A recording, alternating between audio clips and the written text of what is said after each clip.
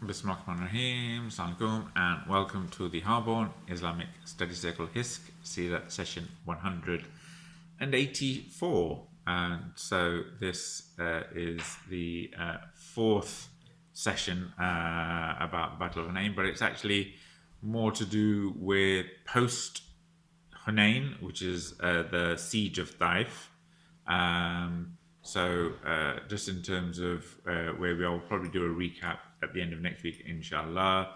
The first session, Hunain, we talked about how Malik bin Auf, he gathered together 20,000 pagans in order to fight. The Prophet gathered some intel and then borrowed some armor. And then we talked about how the Prophet marched towards Hunain, and there was this lucky tree, as it were, in Jahiliyyah times, and some of the people made note about that. And we talked then about how the Muslims passed through a valley, which was how the attack was orchestrated.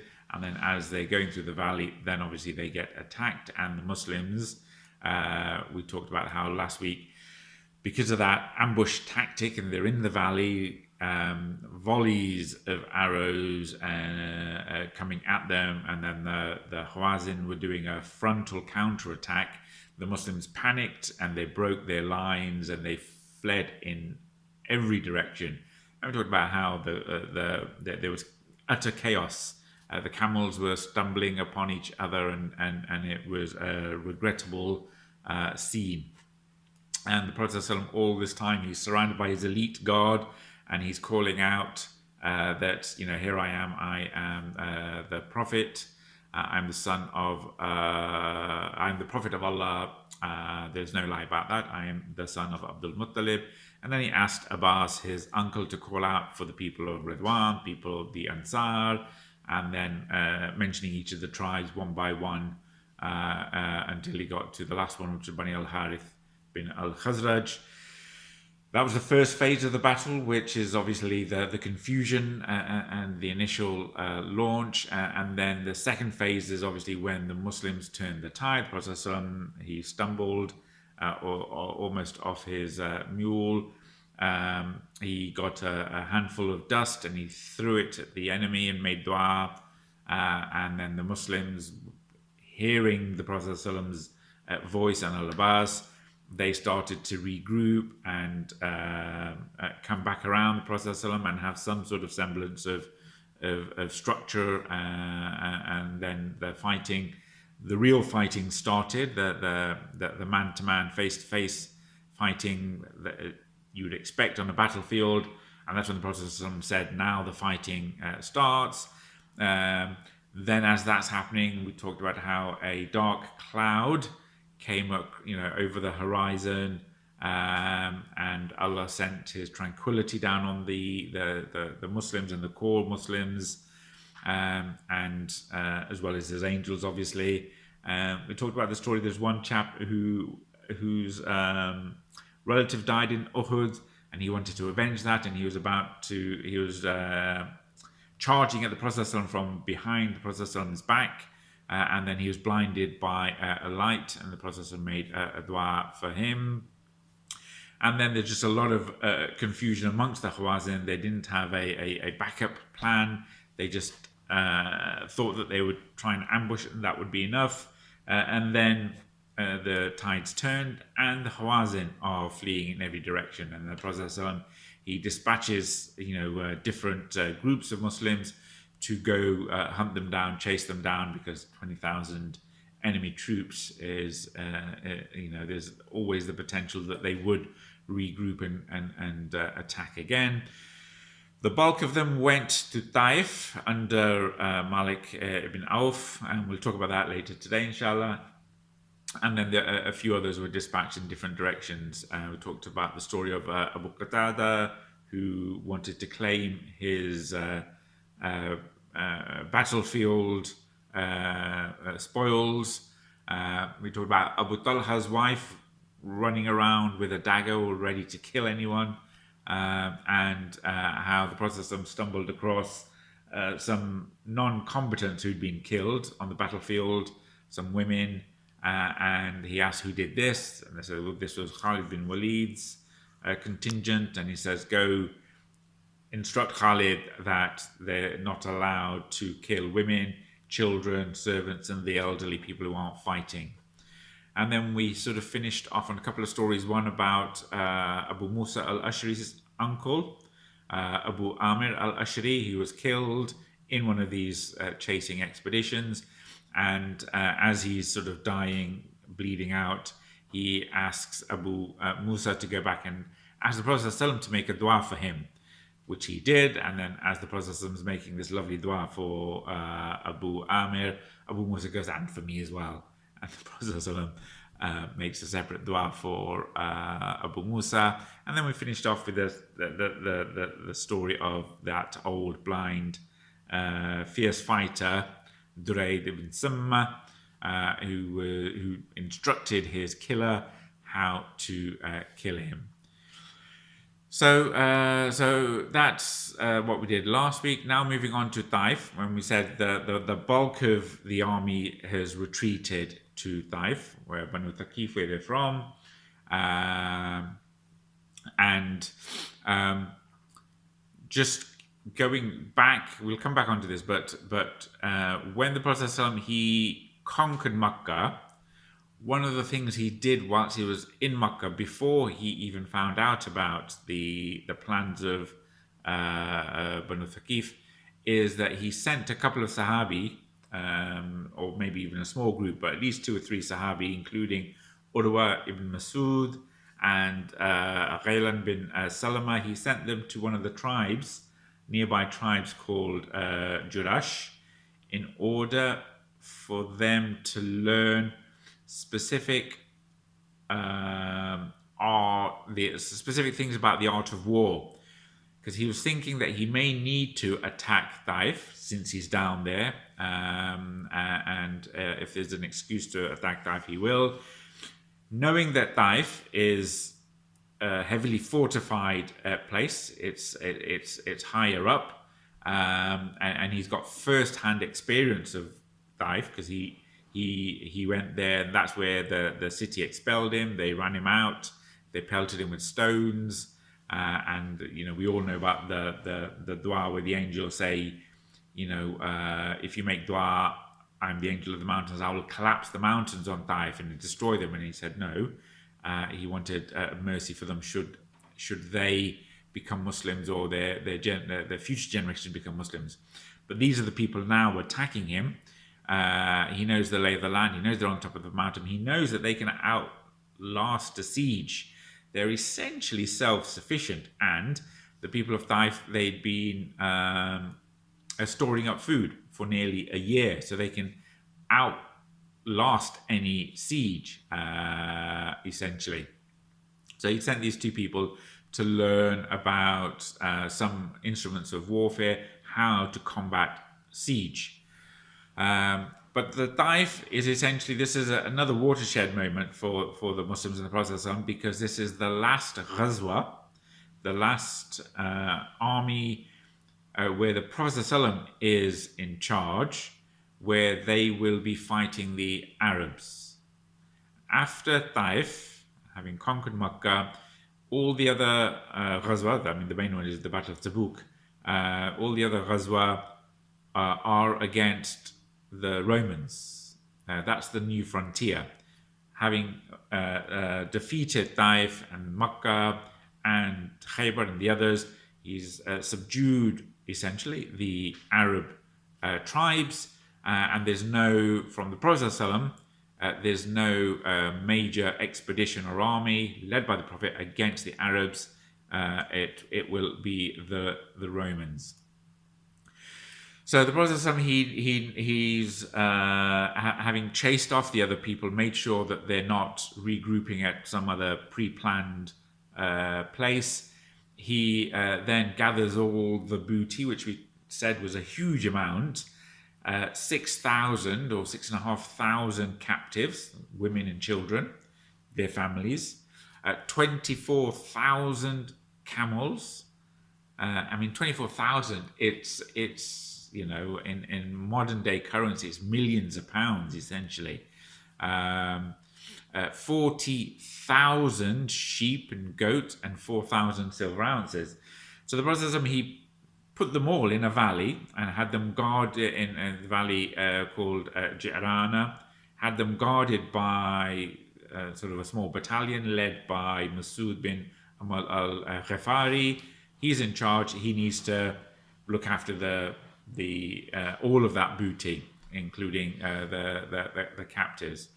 And then the Prophet, he makes his way to Taif, because that's where the next action is. And Taif is more of a siege, less of a battle. It's certainly not a battlefield encounter. It's a siege. Some scholars, they consider this to be separate to Taif. They consider this to be separate to Hunain. So you had the Battle of Hunain, the people fleeing Hunain and going into Taif, and the process of then chasing those people to Taif and laying siege. So some scholars of Seerah consider these two campaigns to be different. There's the Battle of Hunain, and then there's the Siege of Taif. And others would put them together, saying the Siege of Taif is essentially an extension of the Battle of Hunain for those reasons. So moving on to the siege, as we said, the main bulk of the army, led by Malik ibn Auf al-Nasri, they went back to Taif and they started to refortify themselves there. This is in the month of Shawwal, 8th year of the Hijrah. And the Prophet ﷺ, he'd sent in advance a battalion led by Khalid bin Al-Waleed to march towards Taif. So that's essentially, again, the Prophet ﷺ thinking strategically, by making sure that having escaped the battlefield, they get holed up in Taif and they can't then regroup or try some other tactics. So they've retreated to Taif, and the Prophet sent Khalid bin Al-Waleed, again a formidable battalion, 1,000 men, to march towards Taif to make sure that they don't try to do anything else. And they're not going to try and mess with Khalid bin Al-Waleed just like that, because their interest is to stay in Taif and to see it out as a siege. So then it said the Prophet, he passed through different places on his way to Taif, having dispatched Khalid. He's now going with the bulk of the army to Taif, and they passed through Nakhla al-Yamaniya, another place, Qarn al-Manazil, and then they go through a place called Layya. And in Layya, there was a castle that belonged to Malik bin Auf. So the Prophet ﷺ, he gave orders to destroy the castle, obviously, because Malik bin Auf, he's the one who raised the army against them. So they destroyed that castle, and they continued towards Taif. There the Prophet ﷺ, he dismounted, camped near the castle, or the fortifications of Taif, and started to lay siege. But and in total, it said that the Prophet ﷺ laid siege between, say, 10 and 20 days. So you're looking at between sort of 1.5 to 3 weeks. So it's a proper long siege. It's a big siege. And it said that they arrived there in the last week of Shawwal, and we've said before how Taif is on this sort of raised platform. It's on a plateau. They're self-sufficient, and they've got these fortifications. As the Prophet, he's camped below there. Obviously, they've not got the experience around fighting these settlements. Then they got hit by a lot of arrows and it said sometimes the arrows were like swarms of locusts coming at them. So, and some throwing of rocks. So then the Prophet, he had to relocate and move the army camp to a slightly higher position, away from sort of the foot of the of Taif, and out of arrow range, essentially. So they need to be sort of safe and protected, and a slightly higher ground, and they camped on that ground. And apparently that is now one of the main mosques in Taif. Some say it's called the Taif Mosque, some say it's the Masjid of Ibn Abbas, but now it's a mosque, that place where the Prophet camped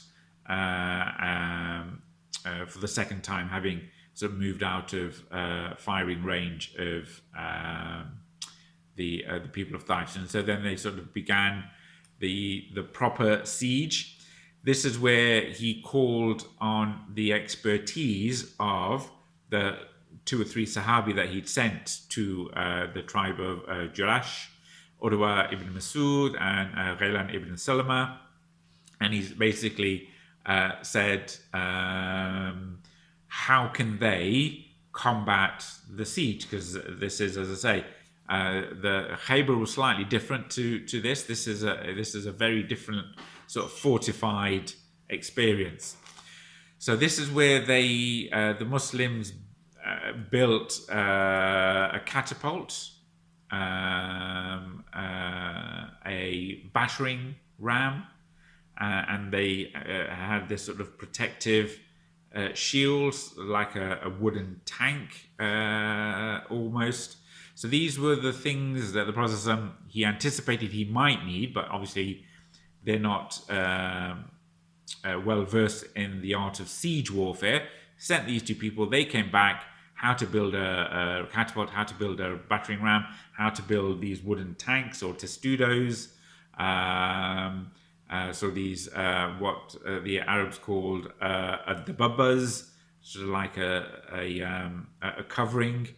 So again, you know, you've seen some of the films, your Lord of the Rings and stuff like that, where you've got your siege of the castle. Well, how do you break those sieges? So they're learning these new techniques.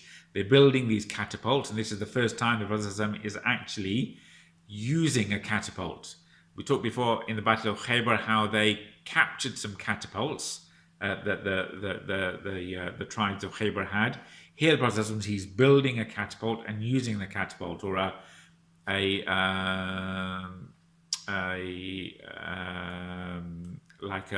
trebuchet type thing. So they're building this. They're also building that sort of turtle-like wooden shell, which is some would call it a wooden tank, where you have that protective cover. You build it, and then you put your soldiers underneath it, and you advance under that towards the wall of the castle, and that protects you from the arrows. So in Roman times, they would have their metal shields, and they'd have a sort of a testudo formation where you'd protect them under the shields. Here they're building this sort of wooden tank type thing, and but they tried using the catapults, but again, you need to be close enough to effectively use the catapult. But every time they got near, they got shot by the arrows. Then, when they're trying to use the Ad-Dhababahs and the battering rams that they're building to weaken the wall, then the people of Taif, they're throwing hot burning oil on them. So as they're approaching the walls, the hot burning oil is thrown on them, which is obviously worse than just your hot water, because it retains its heat for longer, and then it can be flammable. So they're throwing the hot burning oil on the Muslims, and then the Muslims, even under the protection, when they get hit by the burning oil, they escape from under the testudo, or the wooden tank, and then they get hit by arrows. So more Muslims actually died in the siege of Taif than died in the Battle of Hunain. Maybe a dozen or so Muslims died during the siege. And it said the siege lasted 2 to 3 weeks. So it's and they're fighting, or they're having this sort of offensive, counteroffensive happening in different places all the time. So it's very very intense. The Prophet, he set up these mangonels, the traction trebuchets. He's throwing them. It's said that at one point they did actually manage to breach the wall of Taif, one of the castles, and then some Muslims went through that breach to get into the castle under their wooden tank, but then the enemy poured down a lot of hot iron on them. So not just your hot oil, but your hot iron on those men. And if people, they were to step out, then they'd get shot by the arrows. So it's not just a sort of a friendly siege. It is actually a proper, a proper sort of fighting, sort of warfare, thrust and counter thrust. So, but it was very, very intense. So then the Prophet ﷺ, he tries different tactics as well. So he employs what he did with, I think with Banu Nadir, but certainly one of the earlier Jewish tribes. He starts burning, he gives orders for the burning of some of their crops, which again, in times of war, we know you can do this. So the Muslims started burning some of their crops in their orchards and vineyards, and that freaked out a lot of the people of Taif, because that's sort of one of their main incomes. That's sort of very precious. And again, if you burn down the vineyard, it takes a long time for it to regrow again.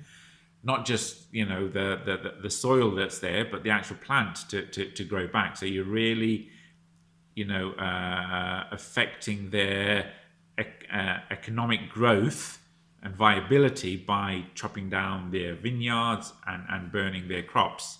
So they started to implore the Prophet, don't burn the crops. Think of our relationships as kin. You're an Arab, we're an Arab. Why are you doing this to us? And so they were begging and pleading with him. And the Prophet then, much like he did previously, he relented and stopped the burning of the crops. But it was a useful tactic. But they just said, look, have mercy on us for the sake of Allah, out of our kinship. So the Prophet agreed not to do that. And again, the Prophet was also thinking, it's part psychological warfare, but he's also thinking that when the Muslims, or if the Muslims do take over, much like in Khaybar, if they take over the wealth of the crops, that will be beneficial for them as well. So as a short-term tactic in warfare, this is perfectly permissible. So the Prophet also, he announced, made a general announcement. He got a caller to say, whoever leaves or descends from the castle, steps out of the castle, he is free. So again, this is psychologically, it's there to entice the slaves of the rich noble people to leave, and again to try and affect their morale. And it said maybe 24 men came out of the castle, climbing out of the castle, or leaving the castle through various means. The most famous that's mentioned in the books is one of the Sahabi who's narrated quite a few hadith. His name is Abu Bakr, and he tied himself to the wall and then let himself down with sort of a rope and a wheel, much like the contraption you have for drawing water out of a well. So you got the bucket, the wheel, and then you use that contraption to get water out of a well. Well, he reversed that, and he used that to get himself out of the siege. So he's sort of letting himself down on that, and that's why he got the name Abu Bakr, which is the man with the wheel. So he freed himself like that, or he got out like that. And Prophet, good to his word, obviously, he freed all of them, and then he, as you'd expect, he would then assign a Muslim to each of these freed slaves to teach them Islam, and that's the most important thing. That's why they're there. So they'd have somebody there to teach them Islam, and they'd all the living affairs and all that sort of stuff. So this was all going on. But it's lasting 2 weeks, over 2 weeks, and they're not making any headway. And every time they try to attack, they get pushed back. And as I said, the fortifications, the castles, they could outlast the Muslims. They'd been stockpiling. They could last a year, and they'd stockpiled food for a year, enough supplies for a whole year. Prophet, he can't wait there for a whole year. So each day a lot more and more Muslims are getting injured by the arrows and the heated iron hooks and stuff. Again, that's the other thing. So they'd, iron hooks, they'd throw down the hooks down the walls, and obviously if it catches a Muslim, it would rip off their flesh. So these are these are the tactics that they use. So the Prophet, he then consulted one of the other sort of generals or important people who may be familiar with this type of warfare, and his name was Nawfal bin Muawiyah Ad-Daili. So he asked Nawfal, he said, "Give me your advice. What should we do? We've been here 2-3 weeks. We're not making headway, and this could last, and what should we do?" And obviously, the longer they're there, the more exposed they leave other parts of the Muslim territories, and certainly Medina and places like that. And there's no quick resolution to this. So then Nawfal, he goes, these people in Taif, they're like a fox hiding inside its burrow. If you stand fast, you're going to catch them. There's no way out for them. You just stand here, you'll catch them. However, if you parted with it, if you let them go, they're not going to harm you or afflict you with anything. Basically, they're just they're too wounded to do any trouble now. You've demonstrated your strength. If you stay here, you'll catch them. You'll defeat them eventually, but they're not in a position to be any threat to you. So that was his assessment. The Prophet probably agreed, and then he sort of decided to lift the siege and depart. So then he asked Umar ibn al-Khattab to announce that to the people, that so if Allah wills, inshallah, we are leaving the castle and we're going back tomorrow. And so he made the announcement, and then this was actually really hard news for the people.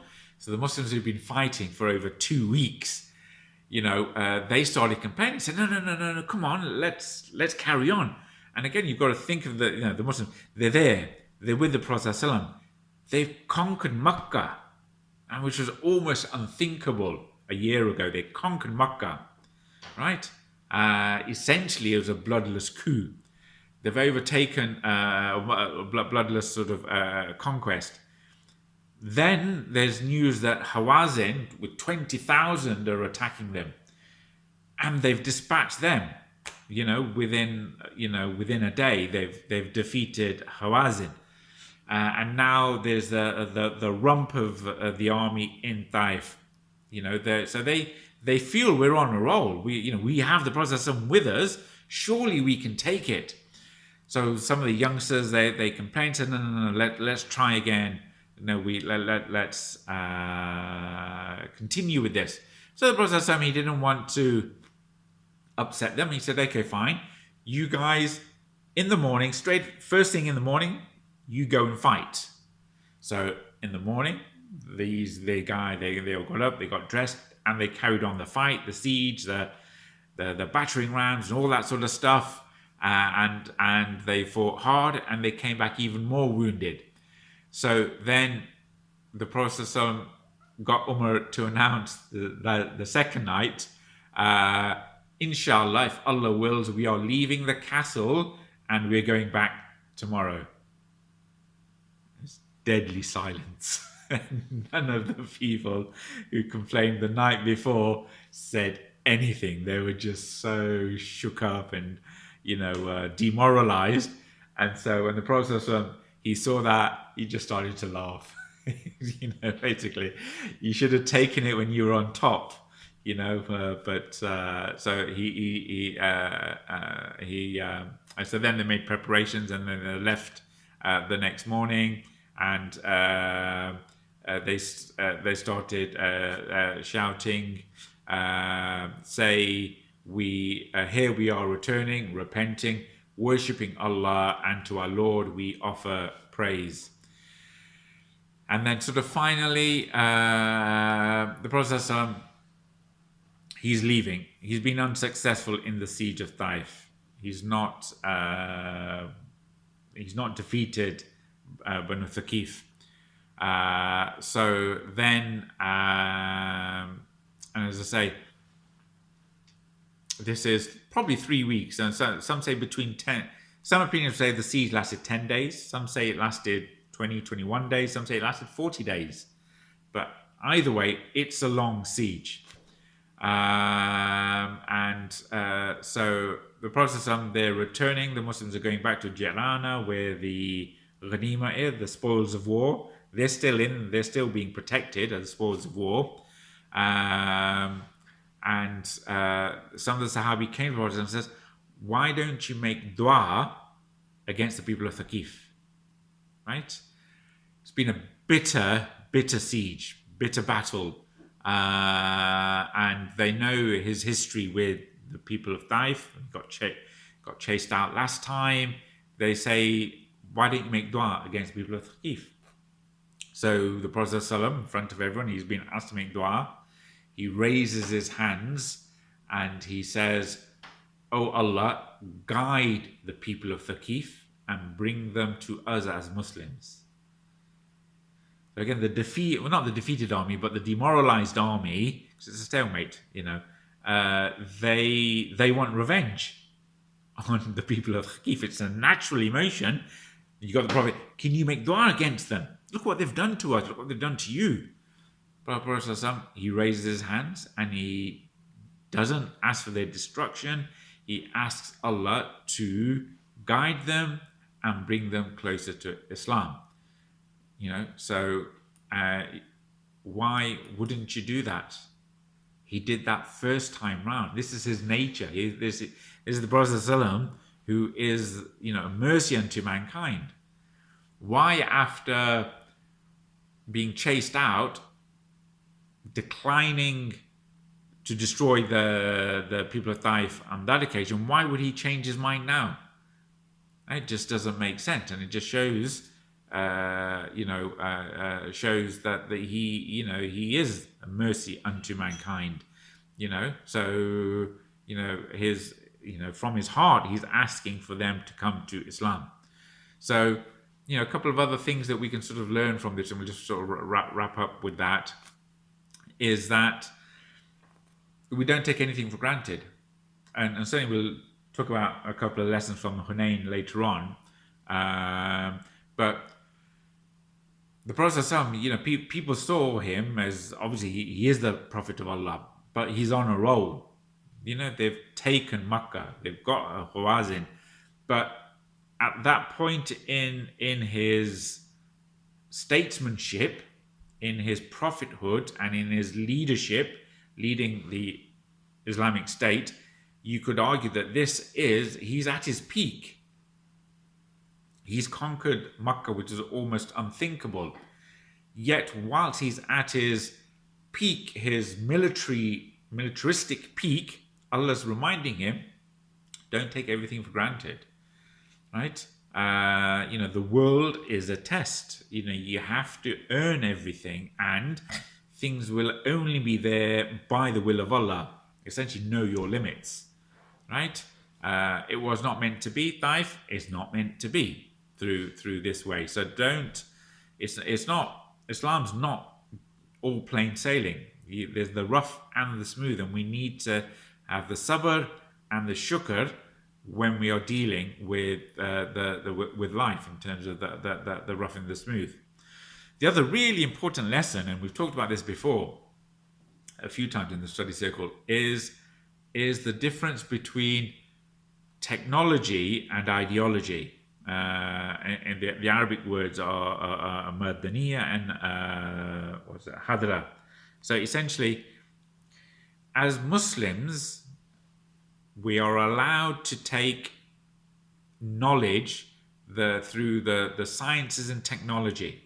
So the Prophet, he dispatched these two or three people to learn different techniques of warfare.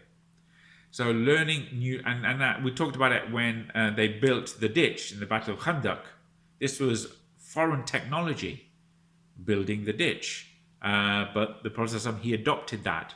So you can adopt items and science and technology which don't conflict with your Islam. So Islam has never been anti-science, it's never been anti-progress, it's never been anti-technology. If anything, Islam has embraced those things or been a driver for those things. And we've talked about how the sort of golden age of science and learning came under the Muslims.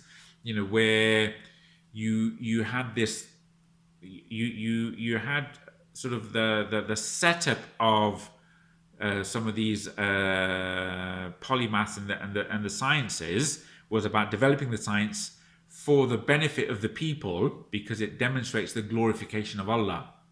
So that's why a lot of the scholars and the scientists would learn a lot about the sciences, because it's a way in which to get closer to Allah. So there's never been a conflict in Islam between science and religion.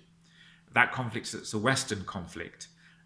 So Islam has always been driving forward that, and there's no, as I say, we should seek beneficial knowledge wherever it is.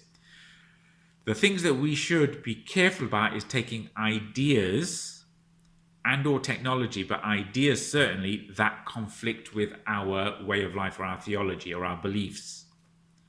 So we're allowed to take technology and technological advancements, but we're not allowed to take beliefs or ideas which conflict with our values. So again, it's an important piece, and here we can see the Prophet ﷺ being very specific around taking the technology, and using that for the benefit of Islam. So again, just like importing calendars, coins, the way the armies are set up, these things are technological aspects. And they're easy to adopt because that technology, it's not specific to an ideology. It's just general technology, like bread. It's not, bread doesn't belong to a specific way of life or a specific type of thinking. It's a generic item. These technologies are generic items. We're allowed to adopt them and use them according to Islam. Moving on then, a couple of other final lessons is that the importance of psychological warfare, the psyops that the Prophet ﷺ was involved in by burning the crops, right? Trying to, affect the morale of the people that he's laying siege to. He's done that before and it worked. Also by enticing the slaves, obviously of the noble people who own them, freedom. You come join us, you're free.